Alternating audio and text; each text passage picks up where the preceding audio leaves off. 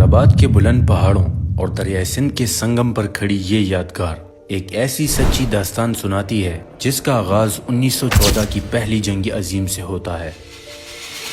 جب برطانوی حکومت نے جرمنی کے خلاف جنگ کا اعلان کیا تو اس وقت کی برٹش انڈیا کی فوج کو بھی اس عالمی مارکے میں شامل ہونا پڑا۔ 40ویں پٹھان ریجمنٹ جو اپنی مہارت اور جرأت کی وجہ سے مشہور تھی، ان کو خصوصی طور پر اس لیے منتخب کیا گیا تاکہ وہ یورپ کے کٹھن محاذوں پر جرمن فوج کا مقابلہ کر سکیں۔ ان سپاہیوں کو سمندری راستوں سے گزار کر فرانس اور بیلجیم کے سرد میدانوں میں پہنچایا گیا، جہاں کا موسم اور حالات ان کے وطن سے بالکل مختلف تھے۔ اس ریجمنٹ کے جرمنی کے خلاف اس محاذ پر جانے کی اصل وجہ وہ دفاعی معاہدے تھے جن کے تحت ہندوستان کی فوج برطانوی سلطنت کا حصہ ہونے کے ناطے عالمی جنگوں میں صف اول میں کھڑی ہوتی تھی۔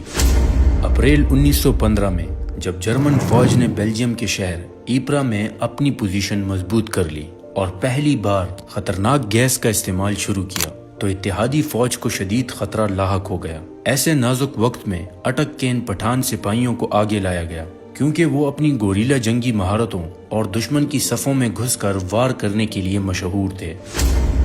انہیں 40 تھیوز یعنی 40 چوروں کا لقب بھی ان کی اسی پھرتی کی وجہ سے دیا گیا تھا۔ یہاں ایک بات یاد رکھیے کہ انہیں یہ 40 چور کا لقب ان کی جاسوسی مہارت کی وجہ سے دیا گیا تھا، کیونکہ وہ خاموشی سے جرمن ٹنلز تک پہنچ کر انہیں حیران کر دیتے تھے۔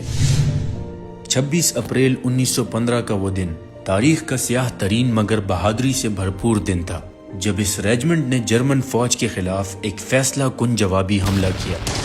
سامنے سے گولیاں برس رہی تھی اور فضا میں زہریلی گیس پھیلی ہوئی تھی، مگر ان سپاہیوں نے اپنے افسروں کے حکم پر وہ تاریخی پیش قدمی کی جس نے جرمنوں کے قدم روک دیے۔ اس لڑائی میں ریجمنٹ کے سینکڑوں جوانوں نے اپنی جانیں قربان کی، لیکن اپنی بہادری کی ایسی دھاک بٹھائی کہ دشمن بھی حیران رہ گیا۔ یہ یادگار ایک اور دردناک حقیقت کی طرف بھی اشارہ کرتی ہے۔